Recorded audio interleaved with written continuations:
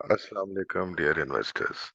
Last videos में हमने discussion की थी रिगार्डिंग टाइप्स ऑफ स्टॉक्स या कैटेगराइजेशन ऑफ स्टॉक्स या क्लासिफिकेशन ऑफ स्टॉक्स, और उनको हमने बेसिकली दो टाइप्स के अंदर डिवाइड किया था। एक तो जो पेनी स्टॉक्स हैं और दूसरा जो कि फंडामेंटली स्ट्रॉन्ग स्टॉक्स हैं। उसके बाद नेक्स्ट वीडियोस में हमने जो फंडामेंटली स्ट्रॉन्ग स्टॉक्स थी उनको आइडेंटिफाई करने का तरीका सीखा था, या जिनको आप इन्वेस्टमेंट कंपनीज कह लें या फंडामेंटल कंपनीज कह लें, उनको आइडेंटिफाई करने का तरीका सीखा था। और केएससी ऑल इंडेक्स में तकरीबन 500 प्लस कंपनीज हैं, उनमें से हमने शॉर्ट लिस्टिंग करके, स्क्रीनिंग करके, फिल्टरिंग करके हम तकरीबन 20-25 कंपनीज पे आ गए थे। इस वीडियो में मेरा ये प्लान है कि जो फंडामेंटली स्ट्रॉन्ग स्टॉक्स हैं या जो इन्वेस्टमेंट कंपनीज हैं, उनको फर्दर रिकैटेगराइज मैं करूं इनटू टू टाइप्स, और उनका एक्सप्लेन करूं कि डिफरेंस इनमें क्या है। बेसिकली जो इनकी दो टाइप्स हैं, एक तो सिक्लिकल स्टॉक्स होते हैं और दूसरे डिफेंसिव स्टॉक्स हैं। अब हम ये जानते हैं कि इन दोनों में क्या डिफरेंस है और डिफरेंट मार्केट कंडीशंस में इनका बिहेवियर किस किस्म का होता है। जहां तक डियर इन्वेस्टर्स सिक्लिकल स्टॉक्स का ताल्लुक है, एज द नेम शोज ये साइकिल्स के अंदर मूव करते हैं। जब एक मईशत का पहिया चलना शुरू हो जाता है, इकोनॉमिक प्रोग्रेशन का टाइम होता है, इकोनॉमिक प्रॉस्पेरिटी होती है, इकोनॉमिक बूम होता है, बुल रन एक चल रहा होता है, तो ये स्टॉक्स भी ऊपर जाते हैं। और उसका बेसिक रीजन ये है कि जैसे इकोनॉमिक प्रोग्रेशन आता है तो लोग लग्जरी आइटम्स की तरफ जाते हैं, और अपने खाने पीने के अलावा, दवाइयों के अलावा, बेसिक नेसेसिटीज के अलावा लग्जरीज की तरफ वो जाना शुरू कर देते हैं। और उसमें क्या होता है कि लोग जो है, मतलब किसी के पास अगर एक पुराने मॉडल की गाड़ी है तो वो नए मॉडल की गाड़ी ले लेता है, या अपनी गाड़ी को अपग्रेड कर लेता है, किसी और ब्रांड को ले लेता है, एक हायर ब्रांड को, या एक गाड़ी है तो दो गाड़ियों की तरफ आ जाते हैं। इसी तरह ये वो टाइम फ्रेम होता है कि जब इंटरेस्ट रेट्स आपके डिक्लाइन करना शुरू हो जाते हैं। और नॉर्मली जो स्टॉक मार्केट का साइकिल है वो इंटरेस्ट रेट के साइकिल के ऑपोजिट जाता है, या इकोनॉमी का जो साइकिल है या बिजनेस साइकिल है वो इंटरेस्ट रेट के साइकिल से जो है ना इन्वर्सली प्रोपोर्शनल होता है। तो इंटरेस्ट रेट नीचे आ रहे होते हैं, कर्जे आराम से बैंकों से मिल जाते हैं, लोग कंस्ट्रक्शन की तरफ आते हैं, जिनका अपना घर नहीं होता वो प्लान करते हैं कि अपने घर की कंस्ट्रक्शन स्टार्ट कर दें। किसी के पास अगर एक घर है तो वो प्लान करता है कि दूसरे घर के ऊपर कंस्ट्रक्शन का काम शुरू कर दे, ताकि उसको रेंट पे चढ़ा सके और रेंटल इनकम अवेल कर सके।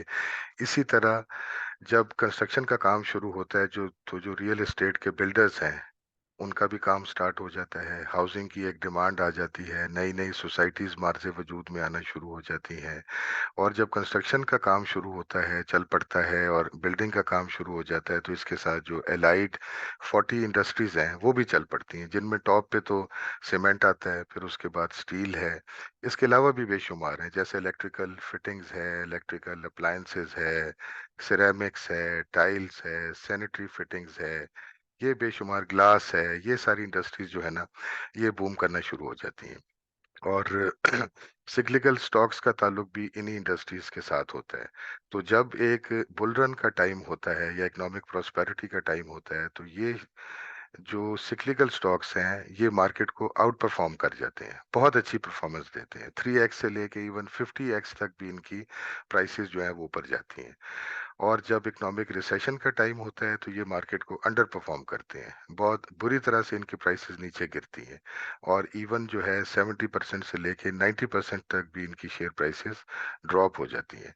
और ये जानकारी बहुत ज़रूरी है। सिक्लिकल स्टॉक्स बेसिकली मेरे फेवरेट स्टॉक्स नहीं है, और जैसे मैंने प्रीवियस वीडियोस के अंदर भी इस चीज़ का जिक्र किया है कि मैं अगर इनको लूंगा भी तो 10% 20% ऑफ माई टोटल पोर्टफोलियो। और फोकस मेरा डिफेंसिव पे है, जिनकी के बाद में बात करेंगे। इससे पहले सिक्लिकल स्टॉक्स के कुछ और कैरेक्टरिस्टिक्स हैं जिनको के डिफाइन कर लेते हैं कि ये बेसिकली ग्रोथ वाले स्टॉक्स होते हैं। और इकोनॉमी जब ऊपर जा रही होती है, मईशत का पहिया जब चल रहा होता है, तो इनके अंदर ग्रोथ आती है, कैपेसिटी एक्सपेंशन आती है। सीमेंट कंपनीज हैं फॉर एग्जांपल, उनकी एक सर्टेन कैपेसिटी है कि वो कितना सीमेंट या क्लिंकर प्रोड्यूस कर सकती हैं, उनको ये डबल कर लेते हैं, नए प्रोजेक्ट्स की तरफ चले जाते हैं, वेस्ट हीट रिकवरी प्लांट लगा लेते हैं, और इसके अलावा बेशुमार एक्सपेंशंस ये अपने जो है ना, मतलब इंडस्ट्री के अंदर स्टार्ट कर देते हैं। तो ये ग्रोथ वाले स्टॉक्स होते हैं। और नॉर्मली इनका जब एक बुल रन होता है तो इनकी पी भी बहुत हाई होती है, बहुत हाई रेट के ऊपर मिलते हैं। इसमें वो वाला कॉन्सेप्ट जरा कम अप्लाई होता है कि बाय लो सेल हाई। ये नॉर्मली इनमें वो वाला अप्लाई होता है कि बाय हाई सेल हायर। और इनकी जो प्राइस टू बुक वैल्यू है वो भी काफ़ी ऊपर के रेट पे होती है। और नॉर्मली जितनी इनकी अर्निंग्स होती हैं ये सारा अपनी ग्रोथ के ऊपर लगा देते हैं और बहुत कम डिविडेंड देते हैं। थोड़ी बहुत एक्सेप्शंस होती हैं। फॉर एग्जांपल अगर आप सीमेंट इंडस्ट्री में देखें तो बेस्ट वे सीमेंट है, जो कि आप कह सकते हैं कि मीडियम टू हाई डिविडेंड है। इसी तरह आईएसएल है स्टील सेक्टर में या या इंजीनियरिंग सेक्टर में, जो थोड़ा बहुत डिविडेंड दे देता है। मगर नॉर्मली ये डिविडेंड अगर देते भी हैं या तो बिल्कुल नहीं देते, और अगर देते भी हैं तो 2% से लेके 5%, विच इज नेग्लिजिबल। इनमें ज्यादा एक्सपेक्टेशन कैपिटल गेन ही की होती है, और कैपिटल गेन भी उस तरह के, मतलब आप इनमें मल्टी बैगर भी ढूंढ सकते हैं, मल्टी बैगर स्टॉक्स भी। और इनमें लॉन्ग टर्म के अंदर आप जब एक बुल रन है तो उसमें 3x से लेके 30x तक भी गेन इसके अंदर एक्सपेक्टेड होता है। इनकी बहुत बड़ी बड़ी साइकिल्स होती हैं। जब एक बुल रन आता है और मार्केट भी ऊपर जा रही होती है तो ये 4 से 5 साल तक बुल रन के अंदर ही रहते हैं। फिर उसके बाद जब इकोनॉमी डिप करती है, मार्केट पीक करने के बाद मार्केट का डाउनफॉल स्टार्ट होता है, तो 4 से 5 साल तक ये सेक्टर्स नीचे ही जाते रहते हैं। और बीच में 4 साल 3 साल ये सेक्टर्स जो है ना साइडवेज भी रहते हैं। इसलिए बहुत इंपॉर्टेंट है इस चीज को आइडेंटिफाई करना कि आप मार्केट की या आप एक सिक्लिकल स्टॉक के साइकिल की कौन सी स्टेज में है। बुल रन में है तो आपको एक्स में गेन भी हो सकता है। अगर आप कहीं बेयर रन में आ गए तो वहां पे बहुत ज्यादा डिफिकल्टी है। मतलब इतनी लॉन्ग लेडर को बनाना कि अगर एक स्टॉक की प्राइस जो है वो 90% भी नीचे गिर जाती है, जैसे मैं एक दो स्टॉक्स को आगे एक्सप्लेन करूंगा, तो इतनी लंबी लेडर जो है बनाना, it's a very difficult thing कि आपके पास क्या इतना कैपिटल होगा कि आप लेडर डाउन करते रहे और नीचे नीचे के रेट्स पे लेते रहे और अपनी एवरेज को बेहतर करते रहे। मेरा ख्याल है इट इज इम्पॉसिबल। एग्जाम्पल के तौर पे अगर देखा जाए तो लकी सीमेंट है, और तीन हम टाइम फ्रेम्स ले लेते हैं। एक 2008 का ले लेते हैं, जबकि ग्लोबल इकोनॉमिक रिसेशन भी था लेमन ब्रदर्स का, और हमारी मार्केट भी बॉटम पे थी। 4000 से लेके 5000 जो है ना इंडेक्स था हमारा, KC 100 इंडेक्स। एक वो टाइम फ्रेम ले लेते हैं 2008 का। एक टाइम फ्रेम ले लेते हैं 2017 का, जब हमारी मार्केट ने पीक किया था और 53,000 पे गई थी। और उसके बाद फिर तीसरा एक जो है ना, हम वो टाइम फ्रेम ले लेते हैं 2019 और 20 का, जब पीक करने के बाद मार्केट डिप की थी हमारी और हम रिसेशन में आ गए थे। तो अगर लकी सीमेंट को देखा जाए तो 2008 में ये 26 रुपए का था, और उसके बाद 2017 की अगर बात करें तो इसकी प्राइस 990 के अराउंड हो गई थी। यानी कितने एक्स हो गई? तकरीबन 38x, 38 टाइम्स इसकी प्राइस ऊपर गई।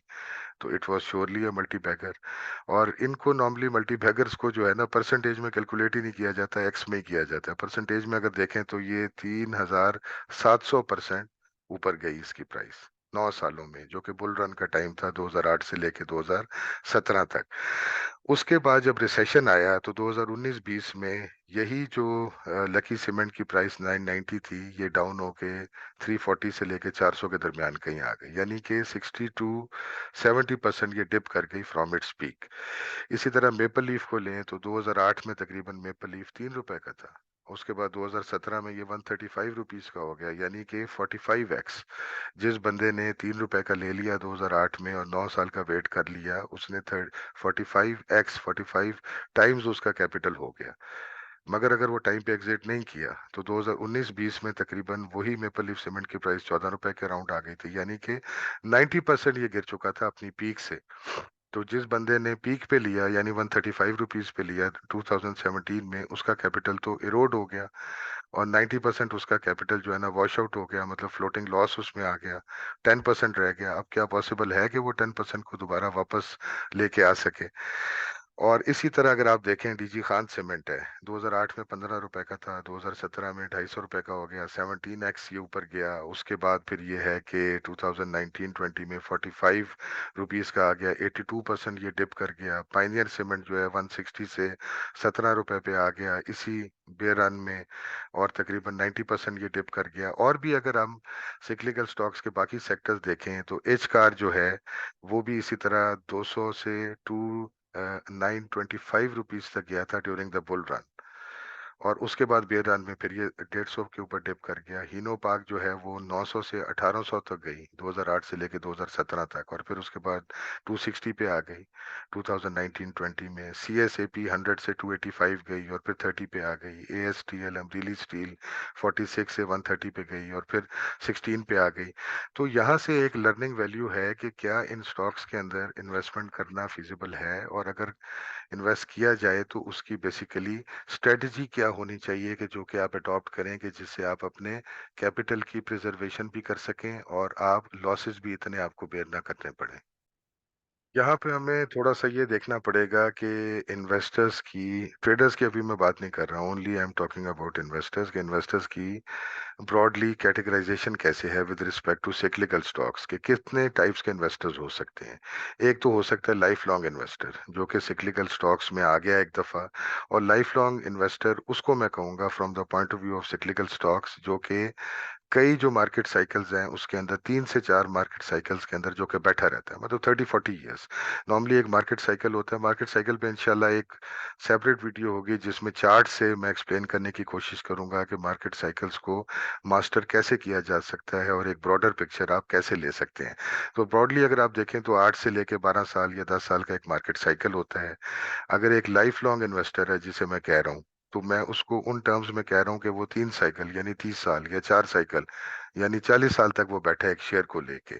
तो अगर एक इस किस्म का इन्वेस्टर है, और नॉर्मली इस तरह के इन्वेस्टर्स आपको मिल जाते हैं, आपको बाहर के मुल्कों में वेस्टर्न कंट्रीज में इस तरह के मिल जाते हैं, यूरोपियन कंट्रीज में मिल जाते हैं। इंडियन इन्वेस्टर्स ऐसे हैं जिनकी ये एक साइकी होती है कि buy right and sit tight या buy right and hold tight, कि एक दफा ले लो और उसके बाद बैठ जाओ and then ride the waves. Waves जाती रहेंगी ऊपर, करेक्शन भी आती रहेंगी, मगर अल्टीमेटली प्राइस ऊपर जाती रहेगी। तो वहां पे तो ये अप्लाई करता है कि एक लाइफ लॉन्ग इन्वेस्टर जो है वो कामयाब हो सकता है। पाकिस्तान में अगर एक लाइफ लॉन्ग इन्वेस्टर है तो पॉसिबल है कि 20 साल या 30 साल या 40 साल के बाद उसकी शेयर की प्राइस, वो लॉस में तो नहीं होगा अगर वो सिक्लिकल स्टॉक के अंदर उसने इन्वेस्ट किया है। क्योंकि नॉर्मली ये होता है कि जो नेक्स्ट बॉटम होता है वो पिछले बॉटम से ऊपर ही होता है, यानी हाई लो और हाई हाई वाला कॉन्सेप्ट होता है डिफरेंट साइकिल्स में। मगर 20 साल बाद, 30 साल बाद, 40 साल बाद कितना उसने गेन किया होगा? हो सकता है 3x गेन किया हो सकता है 5x या 10x गेन कर दिया हो, मगर लूज कितना किया कि एक बुल रन में ही वो जो शेयर था वो 30x भी हो सकता गया, सिर्फ बुल रन में। अगर उसने पीक के ऊपर निकाला होता या पीक के आसपास अगर वो आउट हुआ होता तो हो सकता है कि 30x उसने गेन कर लिया होता चंद सालों में, 5-6 साल में या 8-9 साल में। और वो 30 साल तक, 40 साल तक वो बैठा रहा और एट द एंड उसने क्या गेन किया? मे बी 3x या 4x, क्योंकि वो साइकिल में चलती रही। उसने इस बात को अप्रिशिएट नहीं किया कि जो सिक्लिकल स्टॉक्स हैं वो सारे साइकिल्स के अंदर जा रहे होते हैं। फॉर एग्जाम्पल अगर मेपल लीफ की एग्जाम्पल ही ले लें कि 2008 में उसने अगर 3 रुपए का मेपल लीफ लिया था और 2017 में अगर 135 का हो गया तो अब वो नहीं एग्जिट हुआ, तो 45x तो वो लूज कर गया। उसके बाद 2019-20 में अगर वो निकला, यानी क्योंकि वो लाइफ लॉन्ग टाइप इन्वेस्टर था या 10 साल 20 साल वाला इन्वेस्टर था, और 2019-20 में अगर वो निकला तो वो 14 रुपए उसकी प्राइस थी। तो अभी भी उसका मतलब कोई 5x तो गेन कर लिया, मगर वो जो 45x वो गेन कर सकता था वो लूज कर गया। तो इसलिए लॉन्ग टर्म इन्वेस्टर का आई बिलीव के पाकिस्तान की स्टॉक मार्केट में कोई कॉन्सेप्ट नहीं है। क्योंकि यहाँ पे जैसे पहले भी मैं जिक्र करता हूँ कि यहाँ पे कोई ना तो इन्फोसिस है, ना कोई एमआरएफ है, ना कोई आइशल मोटर्स है। कोई इस तरह की कंपनीज जो है यहाँ पे प्रोबेबली नहीं है जो कि कंटिन्यूसली ऊपर जाती रहे करेक्शन के साथ। ऑफ कोर्स ऐसा नहीं होता कि स्ट्रेट लाइन में, मगर करेक्शन के साथ अल्टीमेटली ऊपर ही जाती रहे। यहाँ पे बड़े बड़े सिक्लिकल स्टॉक के साइकिल्स हैं, वो अपने साइकिल्स करते रहेंगे। जो नेक्स्ट पीक होगी वो इन जनरल पहली पीक से ऊपर ही होगी, जो नेक्स्ट बॉटम होगा वो पहले वाले बॉटम से ऊपर ही होगा, यानी हाई हाई हाई लो तो होंगे। मगर उसके बावजूद एक लाइफ लॉन्ग इन्वेस्टर जो है, जो कि कई मार्केट साइकिल्स, 3 से 4 मार्केट साइकिल्स में बैठने का आदी है, वो प्रोबेबली कुछ गेन नहीं कर सकेगा इतना ज्यादा। तो अब उससे एक लोअर कैटेगरी पे आते हैं। आप कह लें कि एक लॉन्ग टर्म इन्वेस्टर, उसका क्या होगा बिहेवियर? अगर तो लॉन्ग टर्म इन्वेस्टर एक साइकिल के अंदर भी बैठना चाहता है, उसको अगर आप कहते हैं कि वो लॉन्ग टर्म इन्वेस्टर है, यानी कि एक साइकिल जो है जो 8 से लेके 12 साल की है, अगर एक इस तरह का भी इन्वेस्टर है तो वो भी प्रोबेबली इतना गेन नहीं कर सकेगा, क्योंकि वो पीक पे निकलेगा नहीं। वो पीक के बाद जब शेयर जो है वो गिरना शुरू हो जाएगा, उसके बाद 90% या 70% गिर जाएगा। अगर उस टाइम पे एग्जिट वो करेगा, और ये तो उस केस में है कि उसने सही टाइम पे ले लिया, बॉटम पे ले लिया। अगर उसने हाई रेट पे ले लिया तो फिर तो वो बैठा ही रहेगा, कई साल ही बैठा रहेगा। तो यहाँ पे प्रोबेबली सिक्लिकल स्टॉक्स में एंटर होने से पहले आपको एक ट्रेंड इन्वेस्टर चाहिए होता है, या बुल रन इन्वेस्टर कह ले, या कह ले मीडियम टर्म इन्वेस्टर, जो कि पहले ओवरऑल इकोनॉमी को, मैक्रो इकोनॉमी को देखे, स्टॉक मार्केट की साइकिल्स की जिसको जानकारी हो कि एक साइकिल होती है जो कि 8 से लेके 12 साल की होती है, जिसके अंदर एक बुल रन का पीरियड होता है जो कि 7 से लेके 5 6 से लेके 7 8 साल का बुल रन होता है, फिर उसके बाद 1 साल 2 साल का बेर रन होता है, बीच में साइडवेज का भी टाइम आता है। ये उसको जानकारी बहुत जरूरी है। और एंट्री से पहले बहुत जरूरी है उसको ये मालूम करना कि वो मार्केट की कौन सी स्टेज में है। अगर तो वो बुल रन के स्टार्ट में है, और नॉर्मली ये कहा जाता है कि आप कभी भी डिटरमिन नहीं कर सकते, 100% आप कभी भी नहीं फाइंड आउट कर सकते कि मार्केट का पीक कहाँ पे और मार्केट का बॉटम कहाँ पे है। 20% 25% का एरर तो हो जाता है, मगर कुछ ऐसे इंडिकेटर्स होते हैं जो कि आपको डेफिनेटली एक आइडिया, एक जनरल आइडिया दे देते हैं कि आप कौन सी फेज में हैं। जब एक बहुत डिप्रेशन का टाइम होता है, बहुत एंग्जाइटी का टाइम होता है, नेगेटिविटी होती है, पेसिमिज्म होता है, डिसमल सिचुएशन होती है इकोनॉमी की, तो नॉर्मली वो बॉटम के आसपास होता है। और जब लास्ट रे ऑफ होप भी आपकी बुझ गई होती है, तो वो एग्जैक्टली जो है ना मार्केट का बॉटम ही होता है। तो उसके आसपास आप डेफिनेटली इतना अंदाजा लगा सकते हैं कि आप जो है ना बॉटम के किसी हद तक करीब हैं, और वहां पे अगर आपकी एंट्री हो जाए। फिर दूसरी बात आती है कि क्या पीक का प्रिसाइसली अंदाजा लगाया जा सकता है? प्रिसाइसली तो नहीं लगाया जा सकता है, 20% 30% का वहां भी एरर हो जाता है। मगर नॉर्मली मार्केट्स पीक वहां पे फॉर्म करती हैं जहां पे बहुत एक्साइटमेंट होती है, इरेशनल एक्सुबरेंस होती है, यूफोरिया की सिचुएशन होती है, हर बंदा मार्केट में पैसे फेंक रहा होता है। तो नॉर्मली वो टाइम होता है एग्जिट का, जैसे वो कहते हैं ना कि by when there is bloodshed in the streets. तो वो नॉर्मली टाइम होता है मार्केट से एग्जिट होने का। तो अगर ये दो जो पॉइंट्स हैं, बाइंग पॉइंट और जो है ना सेलिंग पॉइंट, अगर ये आइडेंटिफाई कर लिए जाएं, रफली भी कर लिए जाएं, तो फिर एक मीडियम टर्म इन्वेस्टर या बुल रन इन्वेस्टर या ट्रेंड इन्वेस्टर जिसे कह लें, वो एक सिक्लिकल शेयर को अच्छी प्राइस के ऊपर पकड़ सकता है और मल्टी बैगर की राइड को वो ले सकता है और एक्स में गेन कर सकता है। यहाँ पे एक और प्रॉब्लम ये आती है कि आप क्या इतनी आप में पेशेंस है कि अगर आपने जो भी इन्वेस्टमेंट की, अगर वो 2x हो गई, डबल हो गया आपका कैपिटल, या 3x हो गया, तो क्या आप में इतनी पेशेंस है कि फिर भी आप होल्ड करके बैठेंगे? नॉर्मली ऐसा नहीं होता। नॉर्मली होता है कि आपका 60-70% भी अगर प्राइस एक्सकलेट हो जाए, जिस रेट पे आपने लिया है उससे ऊपर चली जाए, या प्राइस अप्रिशिएट कर जाए, या 1-2x हो जाए, मैक्सिमम 3x हो जाए, तो नॉर्मली इन्वेस्टर्स आउट हो जाते हैं। ये बड़े हौसले की बात है कि आप फिर पूरे बुल रन की राइड लें और आप उसको तकरीबन जो है ना पीक तक जाएं। नॉर्मली ऐसा होता नहीं है। इसलिए मेरे हिसाब से ज्यादा बेहतर है एक सिक्लिकल स्टॉक इन्वेस्टर के लिए कि वो स्विंग्स इसके अंदर करे, शॉर्ट टर्म इसके अंदर काम करे, या कह लें कि मीडियम टर्म से थोड़े से कम टाइम फ्रेम के अंदर इसके अंदर काम करे, 60% गेन ले, राइट पॉइंट पे एंटर हो, बुल रन में ही एंटर हो, राइट पॉइंट पे एंटर हो, अच्छे टाइम पे अच्छे रेट पे शेयर को ले, उसके बाद 60% गेन आ जाए, या 1x आ जाए, या 2x आ जाए, तो आउट हो जाए।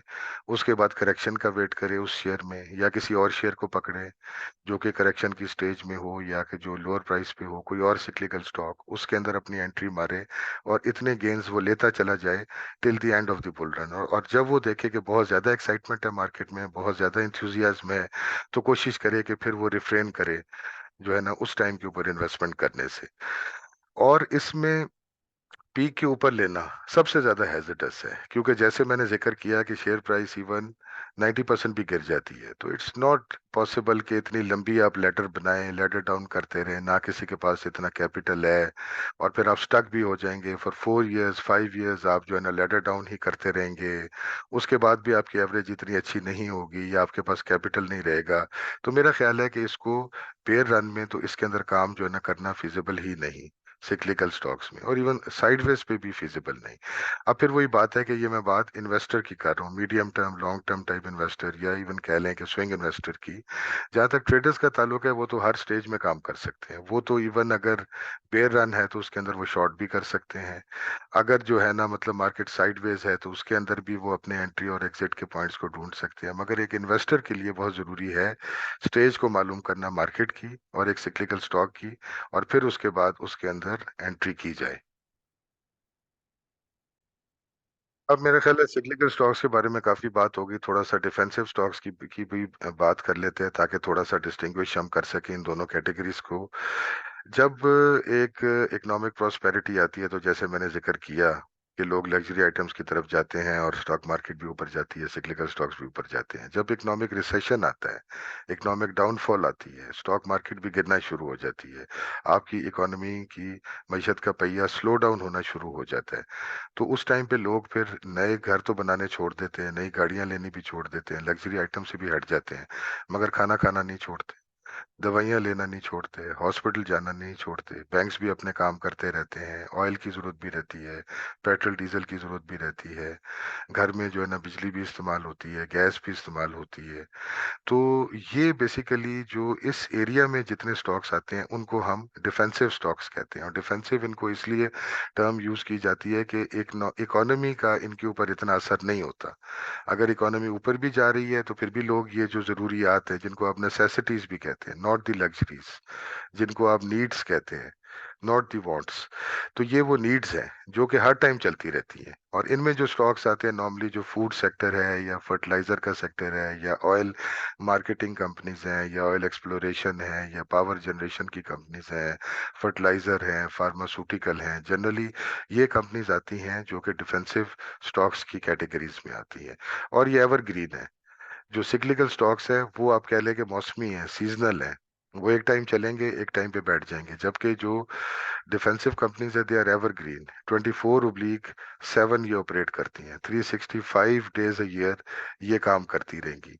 तो इसलिए जो बेसिकली हमारी प्रेफरेंस है वो इन एरियाज में है जिनमें के ज्यादा आपको जो है ना मतलब स्टॉक प्राइस का नीचे आने का भी नहीं है कि 90% तक नीचे गिर जाए। इनकी स्टॉक प्राइस जो है पीक से बॉटम जो है नॉर्मली 20% नीचे चली जाएगी, 30% चली जाएगी, 50% चली जाएगी, मगर ऐसा नहीं होता कि इनका नॉर्मली कि 90% ये क्रैश कर जाए। ये नॉर्मली एक इनको देख के इस किस्म की एक फीलिंग आती है कि ये रेंज बाउंड है या चौपी है या साइडवेज है, और बड़ा अरसा ये साइडवेज रहते हैं। एक रेक्टेंगुलर चैनल है जिसके अंदर नॉर्मली इनकी प्राइस जो है वो रहती है। इनका जो मैग्नीट्यूड है यानी प्राइस का difference between the highest price and the lowest price वो भी इतना ज्यादा नहीं होता, बहुत कम इनमें डिफरेंस होता है।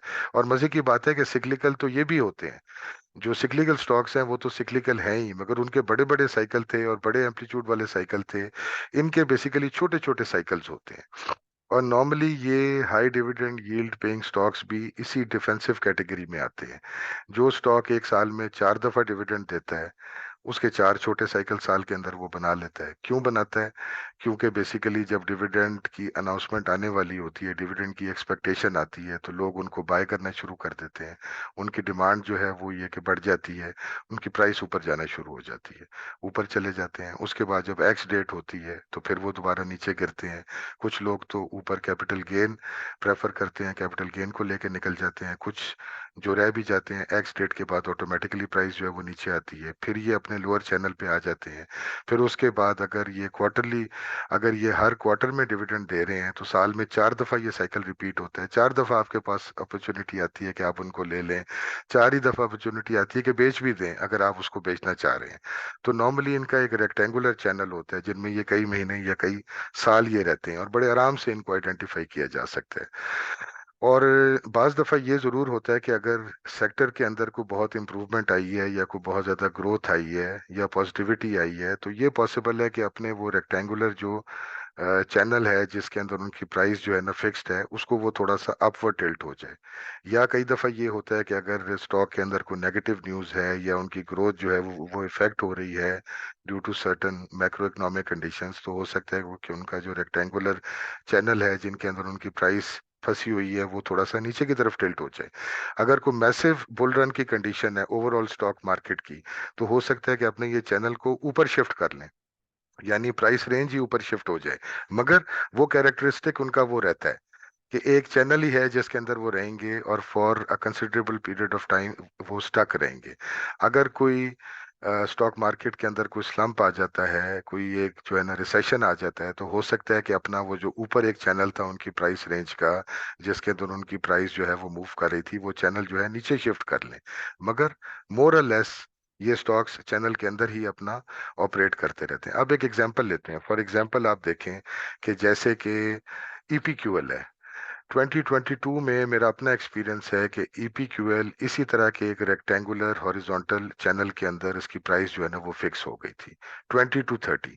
20 से थोड़ा नीचे चला जाता, कभी 18 रुपए पे आ जाता, और ऊपर 30 से कभी कभार थोड़ा सा ऊपर चला जाता, मगर इसी रेंज में वो रहा। और एक साल में इसने तीन तीन जो है मेरा ख्याल है डिविडेंड उस टाइम फ्रेम में दिए थे, और 3 दफा, 3 से 4 दफा उसकी प्राइस जो है 20 से 30 गई, 30 से फिर 20 आई, 20 से फिर 30 गई। तो उसको आप बहुत इजीली आइडेंटिफाई कर सकते थे, 20 के रेट पे आप वो ले सकते थे। और अगर 30 पे आप एग्जिट होते हैं तो आपने 50% कैपिटल गेन कर लिया। उसके साथ साथ आपके पास एक हाई डिविडेंड यील्ड की अम्ब्रेला भी थी कि 25%, 20 से 25% का वो डिविडेंड यील्ड भी दे रहा था साथ साथ, यानी कि कुछ 7-8 रुपए का डिविडेंड भी उसने दिया उस टाइम फ्रेम में। आपके पास ऑप्शन थी, अगर आप 25 रुपए का डिविडेंड लेना चाहें आप डिविडेंड ले लेते। अगर आप कैपिटल गेन लेना चाहते तो 50% का कैपिटल गेन आपके पास आ रहा था। अब यहाँ पे केस टू केस जो है ना, एक इन्वेस्टर के लिए डिफरेंट ऑप्शंस अवेलेबल होती हैं, उनको वे करता है कि आप डिविडेंड लें या आप कैपिटल गेन लें, या आप दोनों चीजें ले लें। कि आप जो है मतलब आपने स्विंग खेला, 25%, 30% या 50% आपने जो है ना सेल कर दिया और कैपिटल गेन ले लिया, बाकी आपने डिविडेंड यील्ड के लिए छोड़ दिया। और इसके अंदर ये बहुत एक इम्पॉर्टेंट चीज है कि अगर आपको एक 3-4 साल के डिविडेंड के बराबर के अमाउंट का कैपिटल गेन ही आ रहा है एक ही स्विंग में 3-4 महीनों में, तो ज्यादा बेहतर ऑप्शन होती है कि आप 100% एग्जिट ले लें। क्योंकि आपको पता है कि वो 20 से अगर 30 पे गया है, वापस 20 पे आ जाएगा, तो आपके पास फिर अपॉर्चुनिटी आ जाएगी दोबारा लेने की। और आप 3 महीने में ही या 4-6 महीने में ही आप 2 साल के बराबर का कैपिटल गेन ले रहे हैं, 2 साल के डिविडेंड के बराबर का, तो बेहतर है कि आप एग्जिट हो जाएं, 100% एग्जिट हो जाएं। फिर इस तरह के जो स्टॉक्स हैं इनमें ये भी बहुत बड़ा एक होता है फायदा कि इनके अंदर आपके पास आपने ये देखना है कि इनकी डिस्प्लेसमेंट कितनी है, यानी कि इनकी पीक और जो लोएस्ट प्राइस और हाईएस्ट प्राइस उस चैनल में, उसमें डिफरेंस कितना है। जैसे इस केस में 10 रुपए का डिफरेंस था, 20 to 30। ईपीक्यूएल की एज एन एग्जांपल मैं ले रहा हूँ, वैसे बहुत सारे शेयर थे, आगे मैं और शेयर्स का भी जिक्र करूंगा। 10 रुपए का इसके अंदर डिफरेंस है, और ये डिविडेंड ही 8 रुपए का दे रहा है तकरीबन एक साल में। अगर तो आपका, अगर आपने गलत टाइम पे भी ले लिया, गलत टाइम पे लेने का रिस्क जो है वो आपका न्यूट्रलाइज हो रहा है थ्रू द डिविडेंड अमाउंट। कि अगर आपने 30 पे भी जो है लेट से ले लिया, आप स्टक हो गए, 30 से ऊपर ये जा ही नहीं रहा, तो कोई ऐसी प्रॉब्लम की बात नहीं है। उसने 8 रुपए का तो डिविडेंड दे दिया, और एक साल में तकरीबन आपका वो जो रिस्क फैक्टर था कि जब ये 30 से 20 पे आएगा तो आपको 10 रुपए का लॉस होगा, तो तकरीबन 8 रुपए का लॉस तो आपका बैलेंस हो गया थ्रू द डिविडेंड अमाउंट। तो इसमें ये बड़ा फैक्टर होता है, और ये आपको जरूर देखना पड़ता है कि आप इन दोनों चीजों को साइड बाय साइड देखें कि डिविडेंड अमाउंट कितना है और हाईएस्ट टू लोएस्ट इसके अंदर जो डिफरेंस है प्राइस का वो कितना है। और अगर वो आपकी बैलेंस हो रही है तो then you are fairly covered, और आराम से आप अपना इसको ले सकते हैं। फिर भी आप ट्राई जरूर करें कि लोअर पे लें, रेक्टेंगल के आप जो है ना बॉटम साइड के ऊपर आप बाय करें। मगर अगर कोई जो गलती हो गई है तो आपके पास लेडर डाउन की ऑप्शन भी होती है, और डिविडेंड भी उसको किसी हद तक जो है ना बैलेंसिंग का काम जो है वो कर रहा होता है। क्योंकि ये ऐसे शेयर्स तो है नहीं कि जिन्होंने गिरना है कोई मतलब कुछ 70% या 90%, ये गिरेंगे भी तो 20%, 30%, 50% फ्रॉम देयर पीक। अच्छा, इसमें अगर और एग्जांपल्स आप ले, फॉर एग्जांपल एनपीएल की एग्जांपल ले लें 2022 में, तो ये 16 से लेके 27 की रेंज के अंदर ये रेंज बाउंड हो गया था, स्टक हो गया था। इसने एक चैनल फॉर्म कर ली थी और काफी अरसा इसी चैनल के अंदर रहा। अब उसकी चैनल जो है एनपीएल की शिफ्ट हो गई है, 28 से लेके 34 की चैनल में चला गया है, क्योंकि उसके अंदर एक चूंकि मार्केट का बुल रन अभी स्टार्ट हुआ हुआ है, सारे शेयर्स की प्राइसेस ऊपर जा रही हैं, एक सॉर्ट ऑफ एक्साइटमेंट भी है, तो इसने भी अपना चैनल ऊपर कर लिया। मगर even then it is a well defined channel. और अगर आपको 28 की रेंज में ले रहा है तो वो भी एक तरह से कह लें कि उसमें भी सेफ्टी है, क्योंकि अब उसकी प्राइस की ब्रैकेट जो है वो ऊपर शिफ्ट हो चुकी है। आपको 2022 की बात करें और 2023 की बात करें जून तक, तो आपको 60 से 70 की रेंज में रहा। बॉटम इसने 58 का किया था, पीक इसने 80 की थी, मगर 60 से 70 की रेंज के अंदर बहुत अरसा रहा, कई साल, 1-1.5 साल तक रहा। अब उसने अपना चैनल ऊपर शिफ्ट कर लिया, 108 से 124 की रेंज में आ गया है। इसी तरह पीयूएल को आप ले लें, बहुत एक अच्छा हाई डिविडेंड यील्ड शेयर है पीयूएल, और इसकी जो ब्रैकेट है 340, 350 लोअर और हायर 600। और कभी-कभार इसको जो है 600 से ऊपर भी देखा गया है कि जब इसके अंदर जो है ना बहुत ज़्यादा ये कि पॉज़िटिविटी आई थी और जब ये कि मार्केट जो है वो डिप्रेशन में थी, काफ़ी डाउन थी, तो तब ये 200-250 की रेंज में भी आया, मगर नॉर्मल इसका बैंड हमने 350 से 600 का बैंड हमने इसका देखा है। तो ये सारे इनमें हाई डिविडेंड यील्ड के जो है ना स्टॉक्स की और जो डिफेंसिव स्टॉक्स हैं उनकी ये कैरेक्टरिस्टिक्स हैं और that is the basic reason कि इनको हम बहुत ज़्यादा प्रेफर करते हैं compared with the cyclical stocks. तो मेरा ख्याल है कि आज के लिए काफ़ी है और अच्छी एक डिफरेंशिएशन हो गई होगी between the cyclical stocks and the defensive stocks या हाई डिविडेंड यील्ड स्टॉक्स। इंशाल्लाह अगली वीडियोस के अंदर जो जो डिफेंसिव स्टॉक्स है या हाई डिविडेंड यील्ड स्टॉक्स हैं उनकी कुछ चंद एक और स्ट्रेटजीज हैं जिनके ऊपर हम काम करते हैं, उसके ऊपर इंशाल्लाह डिटेल में बात होगी। तो अब तक के लिए मेरा ख्याल है काफ़ी है। इंशाल्लाह मुलाकात होगी अगली वीडियोस के अंदर आपके साथ। Thank you very much. खुदा हाफिज। अस्सलाम वालेकुम।